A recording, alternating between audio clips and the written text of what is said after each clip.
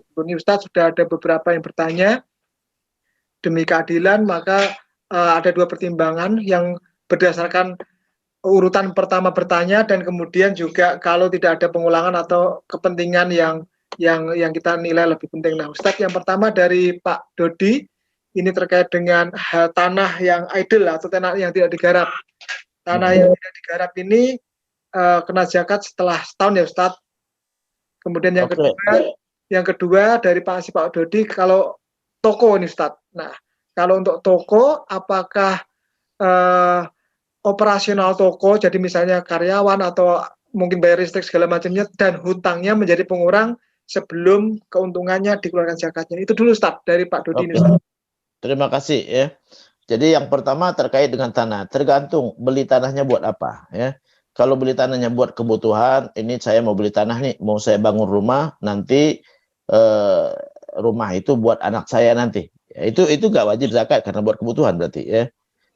Saya mau beli tanah nih, mau saya tanemin pertanian, nanti kalau udah ada hasil pertaniannya yang dizakatin. Sesuai dengan kenapa belinya. Innamal a'malu binniyat, amal sesuai dengan niatnya. Ya. Saya mau beli tanah nih, mau saya bangun rumah, nanti rumahnya mau dijual, berarti harta perdagangan, itu wajib dizakatin. Kalau harta perdagangan sejak dibeli wajib dizakatin, ya. Kalau harta perdagangan, ya, kan berdasarkan hadis, ya, kata sahabat, amarona Rasulullah an nukhrij kullama nu'idduhu lil bai'. Ya, Nabi perintahkan kepada kami, ya, untuk mengeluarkan zakat, ya, dari apapun yang kami siapkan untuk bisnis. Ya, kalau kita beli tanah buat dibangun rumah, nanti rumahnya mau dijual berarti dipersiapkan untuk bisnis. Maka sejak dimiliki wajib dizakati, ya, setahun setelahnya zakatin hak tanah tadi, ya, dengan nilai beli karena belum tahu nilai jualnya berapa, ya. Dengan nilai beli, ya, nanti kalau udah terjual dengan nilai jualnya 2,5% dari nilai jual. Jadi itu zakat harta perdagangan. Jadi tanah tadi tidak otomatis dizakatin, ya. Kalau untuk kebutuhan tidak, ya. Misalnya ada orang punya rumah yang kedua, ya, Ustadz saya beli rumah lagi nih, buat apa? Itu nanti siapa tahu anak saya belum punya rumah, ya, atau saya memang sengaja mau belikan buat anak-anak dah, itu berarti buat kebutuhan, ya, nggak wajib dizakatin, nggak, ya, karena nggak niat mau bisnis. Saya mau beli rumah, nanti kalau udah naik mau saya jual, berarti buat bisnis. Kalau buat bisnis dari sejak dibeli wajib zakat, setahun setelahnya dizakatin dengan nilai beli. Ya, belum terjual dengan nilai beli, udah terjual dengan nilai jual. Jadi apa hikmahnya? Saat kita niat mau bisnis, langsung wajib dizakatin walaupun belum terjual. Allah memerintahkan kepada kita, kalau bisnis itu cepat menjualnya. Supaya apa? Perputaran barang itu cepat. Jangan lama gitu kan, ya. Jadi kalau kita bisnis mobil, beli mobil 5, mau dijual lagi, lama nggak itu wajib dizakatin, ya. Jadi modalnya nambah-nambah terus jadinya, ya. Jadi karena udah berapa kali dizakatin. Jadi segera jual, dapat untung jual, beli lagi, dapat untung jual, supaya sirkulasi barang cepat gitu kan. Jadi dan Islam, ya, menganjurkan kita pembukuan supaya kita tulis ini saya beli sekian, wajib dizakatin 2,5%. Jadi itu terkait dengan tanah sesuai dengan niatnya apa. Kalau niatnya buat ditanamin, hasil pertanian yang dizakatin. Kalau niatnya mau dibangun rumah untuk dikontrakin, nanti hasil kontrakan yang dizakatin. Kalau dibeli buat dibangun rumah untuk dijual lagi, berarti wajib dizakatin sejak dibeli, ya, setahun setelahnya dengan nilai beli, kalau udah terjual dengan nilai jual. Kalau buat untuk kebutuhan, walaupun kebutuhan untuk anak-anak gitu kan, maka itu nggak dizakatin. Karena kita nggak niat untuk membisniskannya, nggak niat untuk apa menghasilkannya, ya, memang murni buat kita sendiri, maka itu baru dizakatin. Yang kedua tadi? Yang kedua ini Ustadz tentang perdagangan ya? Toko. Oh, toko. Ya, ada tokonya. Operasional, kemudian ada utangnya misalnya. Oke, terima kasih, ya. Jadi terkait dengan toko, alat-alat yang dipakai untuk berbisnis tidak dizakatin. Alat-alat yang dipakai untuk berbisnis tidak. Termasuk alat itu misalnya toko kita sendiri, kita punya tokonya nggak dizakatin. Karena itu alat, ya. Gerobak-gerobak nggak dizakatin, ya. Mobil-mobil untuk ngangkut barang tidak dizakatin. Jadi alat-alat untuk pakai bisnis tidak. Yang dizakatin adalah yang dijual belikan. Jadi berasnya, gandumnya itu dizakatin, ya. Itu dizakatin. hasilnya apakah dikurangin untuk apa? Untuk biaya-biaya dikurangin. Kita punya pegawai bayar pegawai, ya kita apa bayar tagihan listrik, ya bayar apa pajak gitu kan ya, sisanya adalah dizakatin. Apakah hutang juga bisa mengurangin? Hutang mengurangin kalau kita bayarkan.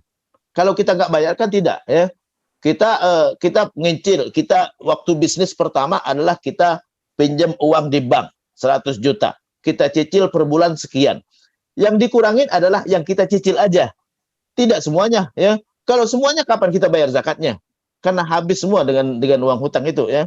Ada orang punya bisnis miliaran, tapi utangnya juga miliaran juga. Kalau dia nggak mau bayar zakat, miliar yang ente punya itu bayarkan semua, ya. Nggak ada di tangan ente, maka baru ente nggak kena kewajiban zakat. Jadi yang dikurangin adalah yang dibayarkan bulan itu, yang dibayarkan tahun itu yang dikurangin. Ya, selebihnya masih ada di tangan kita, maka wajib zakat. Mungkin ada yang bertanya begini, Ustadz, bukankah syarat wajib zakat itu adalah milik penuh? Yang dimaksud dengan milik penuh, yaitu harta yang bisa kita gunakan secara penuh.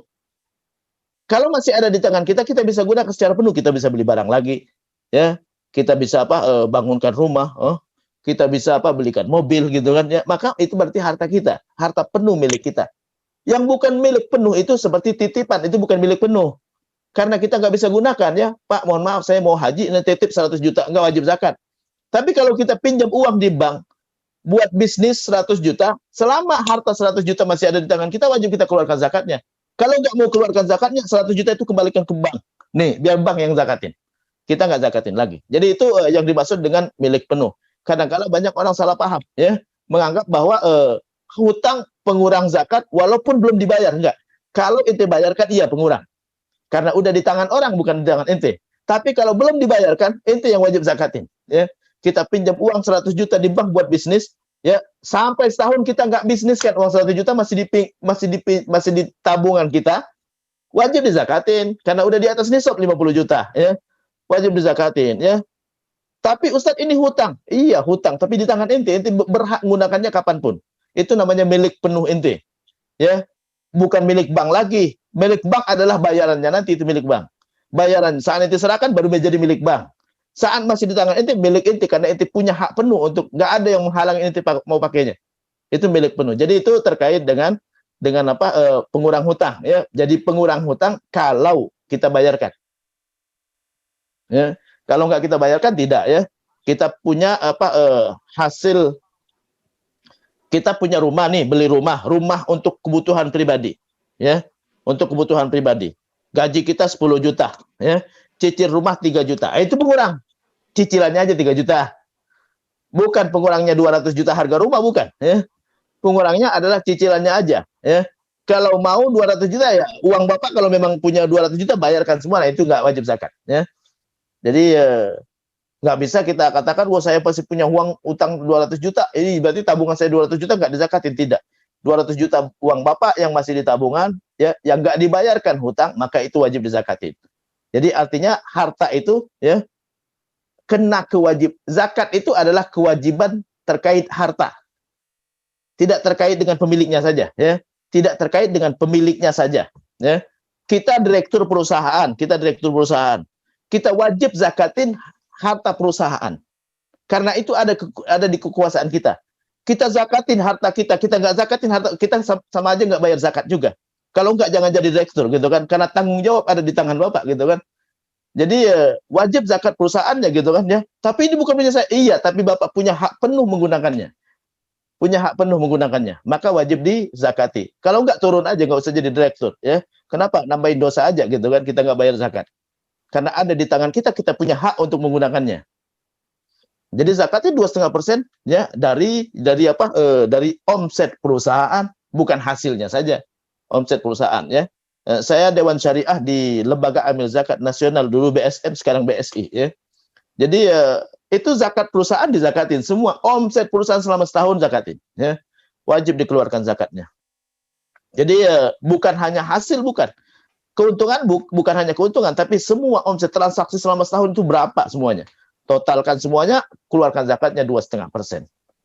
Jadi itu jadi yang hutang tadi ya itu tidak jadi pengurang kecuali kalau kita bayarkan. Udah nggak di tangan kita, baru itu nggak wajib zakat. Tapi kalau masih di tangan kita, berarti kita masih punya hak penuh untuk menggunakan. Itu namanya milik penuh.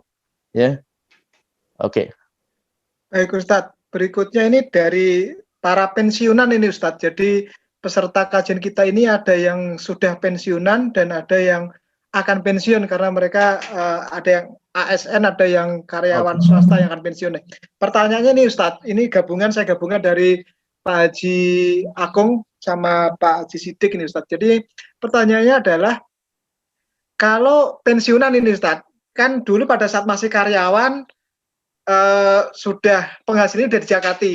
Pensiun ini kan sebenarnya dana pensiun ini kan diambilkan dari bagian gajinya dia yang ditabungkan oleh pemerintah misalnya kalau ASN, atau kalau swasta dengan lembaga dana pensiunnya. Nah, setelah pensiun ini pertanyaan pertama adalah, apakah penghasilan dari pensiunnya itu yang diterima per bulan masih dijakati? Yang kedua, kalau kemudian ada yang pensiunannya per bulan itu tidak cukup untuk istilahnya memenuhi kebutuhannya, bagaimana? Nah, dulu pada saat masih karyawan masih sempat menyimpan, saat masih sempat menabung. Nah, dua hal ini Ustadz yang agak membingungkan nih bagi para pensiunan dan calon pensiunan. Silakan Ustadz. Oke, terima kasih. Zakat itu per tahun, bukan sekali bayar, ya. Jadi Ustadz ini udah saya zakatin, iya. Tapi kalau udah tahun baru lagi, zakat lagi, ya. Tahun baru lagi zakat lagi gitu. Tahun baru lagi zakat lagi. Jadi bukan hanya sekedar pas kita udah zakatin. Ini rumah ini udah saya zakatin gitu kan ya. Tahun ini zakatin, tahun depan zakatin lagi. Jadi per tahun, zakat itu kewajiban tahunan. Jadi bukan kewajiban sekali, bukan, tahunan ya. Jadi kalau kita dulu udah penghasilan kita dizakatin, ya sekarang jadi pensiunan. Saat kita terima pensiunan, maka kita wajib zakatin lagi. Karena itu penghasilan lagi, sama penghasilan lagi. Jadi baru lagi ya, karena uangnya masih ada. Selama uangnya masih ada, maka kita zakatin lagi ya, selama mencapai batas nisab ya. Selama mencapai batas nisab ya. Nisab itu terkait dengan kebutuhan. Ustadz, uang pensiun cukup buat kebutuhan. Kebutuhan itu udah ada standarnya. Ya, standar dari Basnas, Badan Amil Zakat Nasional, kebutuhan untuk satu keluarga itu 3 juta. Kebutuhan per orang itu 750.000. Jadi kalau misalnya itu satu keluarga itu kalau dihitung terdiri daripada 4 orang, ya, 2 suami istri, 2 anak, gitu kan, 3 juta. Kalau per orang 750.000. Jadi kalau kita punya gaji 10 juta, ya, kalau mau dikurangin untuk keluarga adalah 3 juta, berarti 7 juta wajib dizakatin, gitu kan? 7 juta wajib dizakatin. Jadi tidak dikembalikan kepada masing-masing orang. Itu tadi hadisnya. Fatamamu zakatikum irda'uhum, ya. Sempurna zakat kalian saat kalian berikan kepada amil sesuai permintaan mereka. Itu artinya irdo itu dari kata meridhokan mereka. Jadi memuaskan mereka, ya. Zakat kalian sekian. Nggak boleh protes, ya. Karena mereka sudah diberi amanah untuk jaga itu, ya. Apapun yang mereka minta kasih, kata Nabi, ya. Itu sempurna zakat kalian. Nanti dosa ke mereka kalau mereka salah, gitu kan. Jadi Nabi di dalam hadis mengatakan, ya, kalau kita mau kurangin kebutuhan, kata Nabi, ya, dikurangin 1/4, ya, 1/3 atau 1/4. Kalau 1/3 kebanyakan, maka 1/4-nya, gitu kan. Itu yang dikurangin buat kebutuhan. Ya, itu batasan dari Nabi, ya. Tapi tadi kalau di Basnas udah diberikan putusan bahwa satu keluarga itu kebutuhannya adalah 3 juta, per orang 750.000. Jadi kalau kita punya pensiunan, ya, maka itu juga dizakatin kalau lebih daripada kebutuhan. Kalau masih dalam batas kebutuhan, tidak, ya. Baik Ustadz, nah ini terkait dengan pensiunan maupun yang masih mendapatkan gaji sebagai karyawan, ini sebaiknya ngitungnya atau bayarnya itu bulanan atau tahunan Ustadz? Boleh bulanan, boleh tahunan, ya. Boleh bulanan, boleh tahunan, ya. Kalau mau tahunan ya harus dihitung semua, gitu kan. Dihitung misalnya gajinya 10 juta, ya, tadi udah saya sebutkan, ya, dipotong adalah 3 juta buat keluarga, 7 juta. Ya, 7 juta dikali 12, 70, 84 berarti, 84 juta. Yang dia zakatin 2,5% dari 84 juta. Ya, 2,5% dari 84 juta, ya, sekitar 2.100.000, ya. 2.100.000. Tapi kalau dia keluarkan 7 juta itu 2,5% per bulan, itu kecil jadinya, ya. Jadi nggak nyampe mungkin nggak nyampe 200.000. Nggak nyampe 200.000. Kalau dia zakatin di akhir tahun jadi 2.100.000 tadi. Tapi kalau dia keluarkan tiap bulan nggak nyampe 200.000. Ya, itu sama aja dengan nyicil zakat, nyicil kewajiban. Ya.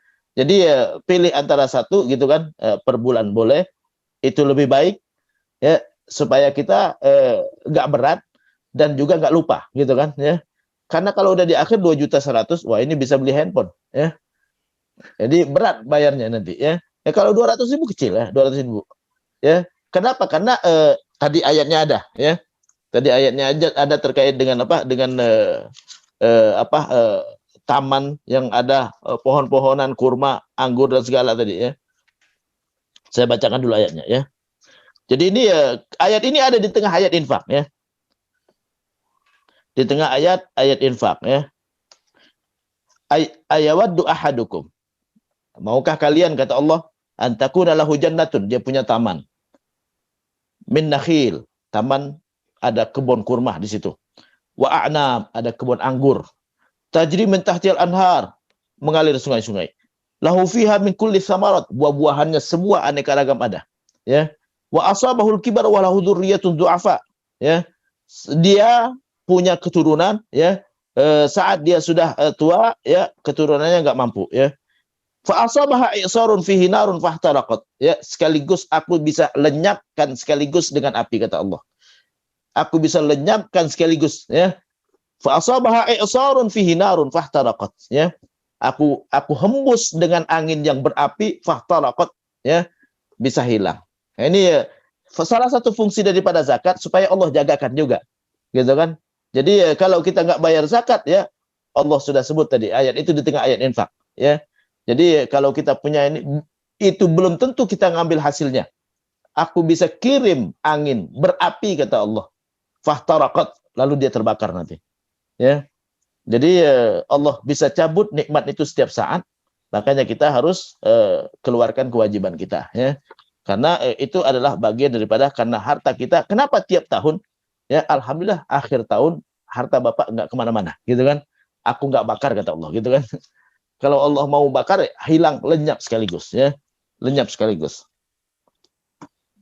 Berikutnya Ustadz, dari Pak Haji Edi Afandi ini Ustadz, ini kalau terkait dengan harta yang kita kenal selama ini zakat mal, contohnya kan tadi emas ya Ustadz ya. Nah, Ya. bagaimana kalau emas yang dimiliki itu tidak mencapai nisab, tapi punya tabungan? Apakah bisa digabungkan nih harta-harta seperti itu Ustadz? Oke, terima kasih ya.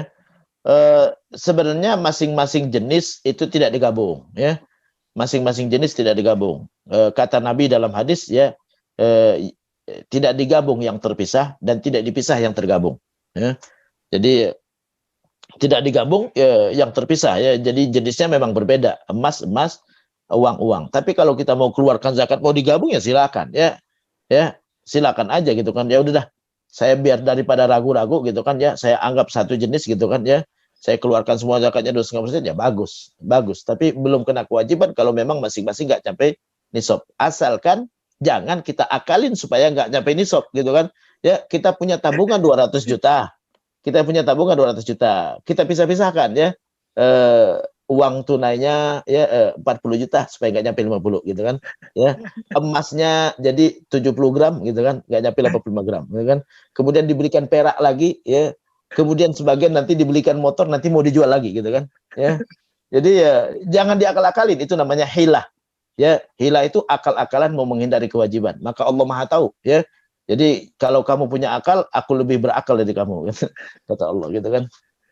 Baik Ustadz, berikutnya ini tentang ini kos-kosan nih Ustadz. Jadi kalau ada yang ini dari Bundo Irda dari Bandung nih Ustadz, bagaimana kalau punya kos-kosan? Nah, apakah menghitung zakatnya itu setelah dikurangi biaya operasional, misalnya listrik, air gitu, atau total yang diterima dari pengekos gitu Ustaz? Silakan, Tentu dikurangin biaya, jadi bersihnya ya. Kalau kita renovasi juga ya renovasi. Kalau renovasinya di tahun itu, kalau renovasi nanti saya rencananya renovasi tahun depan ya nggak dikurangin. Ya udah keluar baru dikurangin. Udah keluar baru dikurangin. Jadi kalau belum keluar enggak ya. Tadi makanya saya katakan pengurang hutang enggak? Pengurang hutang kalau itu keluarin, bayar hutang gitu kan. Kalau enggak ini akan saya punya hutang, ini buat bayar hutang, tidak kalau belum dikeluarin. Kalau belum dikeluarin maka tidak dikurangin. Tapi baru dikurangin kalau dikeluarkan. dikeluarkan ya. Ini buat gaji, bayarkan dulu kepada pegawai baru ini ya. Jadi sebelum nyampe nisab ya, bayarkan zakat. Ini saya upah kalian nih saya bayar semua. Ya, udah kurang itu. Tapi kalau sampai akhir tahun gaji pegawai nggak dibayar, wajib zakatin. Karena belum, uangnya masih ada di tangan. Jadi jadi pengurang itu kalau dia udah keluar untuk kebutuhan, maka itu tidak wajib zakat. Tapi kalau keluar tidak untuk kebutuhan, nah ini masuk ya. Tidak untuk kebutuhan masuk ya. Jadi kalau untuk kebutuhan untuk keluarga kita nih biaya hidup bulanan ya gitu kan ya, untuk makan, untuk sekolah, asalkan sederhana, tadi saya katakan 3 juta gitu kan. Sederhana berarti ya. Jadi ya oke. Ya Ustadz, berikutnya ini tentang harta warisan Ustadz, ini dari Pak Haji Iskandar nih Ustadz. Ada harta warisan dari almarhum ayah, tapi belum dibagi ke anak-anaknya karena ibu masih ada. Siapa yang menanggung zakatnya Ustadz? Oke, terima kasih ya. Warisan ayah yang tidak dibagi itu salah juga ya. Harta kita itu adalah milik Allah, dititipkan kepada kita, saat kita meninggal ditarik sama Allah. Ya, ditarik sama Allah ya, walaupun ibu masih ada tetap harus dibagi kalau itu memang harta ayah. Kalau memang itu harta ayah gitu kan. Nah, ini ya yang kesalahan di masyarakat, banyak kesalahan di masyarakat menganggap bahwa harta suami milik istri. Harta suami milik istri. Yang ada dalam Islam, harta suami punya suami, harta istri punya istri.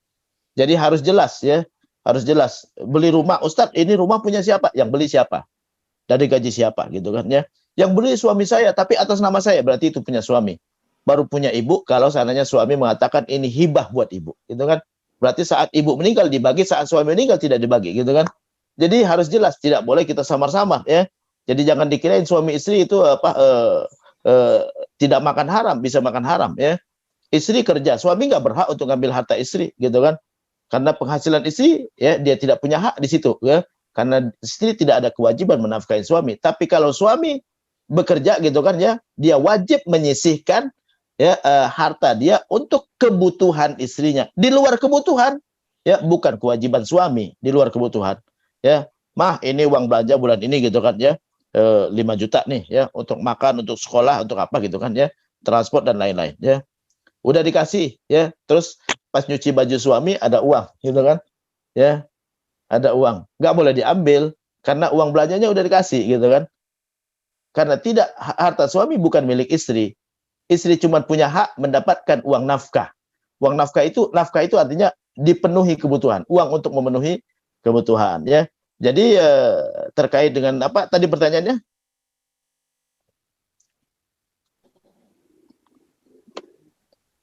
Harta warisan itu belum dibagi, nah siapa yang menanggung zakatnya? Nah, itu tadi, jadi makanya saya katakan tadi harta warisan itu harus segera dibagi. Ya, kalau belum dibagi, ya harus segera dibagi. Kalau nggak segera dibagi, ya dosa hukumnya. Nggak melaksanakan wasiat Allah Subhanahu Wa Taala. Jadi harus segera dibagi. Ya, sebelum dibagi, ya kita harus bayar zakatnya. Yang wajib bayar zakatnya ahli waris, karena itu milik ahli waris. Ya, jadi tapi harus ditentukan ini milik si A sekian persen, si B sekian persen. Gitu kan ya, jadi itu yang salahnya, nggak langsung dibagi itu yang salah itu ya. Karena kalau udah dibagi-bagi bisa jadi nggak kena kewajiban zakat, karena kalau udah dibagi-bagi nilainya akan kecil gitu kan ya. Jadi harus segera dibagi, nggak boleh ditunda. Kalau ditunda berarti kita tidak melaksanakan wasiat Allah, karena harta seorang yang meninggal itu kembali kepada Allah, karena itu milik Allah yang dititipkan kepada almarhum. Dan Allah sudah bagi di dalam Al-Quran dengan kalimat wasiat, yusikumullah, Allah berwasiat. Kenapa Allah berwasiat? Karena itu harta Allah. Kalau kita nggak bagi, maka kita sudah menggunakan harta Allah di luar ya keinginan Allah Subhanahu Wa Taala. Allah sudah titipkan kepada masing-masing, udah kepada masing-masing ahli waris. Kamu dapat 1/6, kamu dapat 1/3, kamu dapat sekian gitu kan? Ya, kita harus serahkan ya, karena itu hak mereka ya. Adapun ibu, ya, mungkin saya ini ya. Ustadz, bagaimana dengan ibu? Ibu tanggung jawab anak laki-laki. Ibu tanggung jawab anak laki-laki. Warisan segera dibagi, ibu tanggung jawab anak laki-laki untuk menafkahinya. Menyediakan tempat tinggal, memenuhi kebutuhan sehari-hari gitu kan. Itu adalah kewajiban anak laki-lakinya. Baik.